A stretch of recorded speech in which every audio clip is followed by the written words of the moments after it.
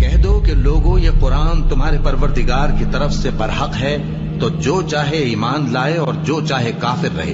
हमने जालिमों के लिए दोज़ख की आग तैयार कर रखी है, जिसकी कनातें उनको घेर रही होंगी, और अगर फरियाद करेंगे तो ऐसे खौलते हुए पानी से उनकी दादरसी की जाएगी जो पिघले हुए तांबे की तरह गर्म होगा और जो उनके चेहरों को भून डालेगा।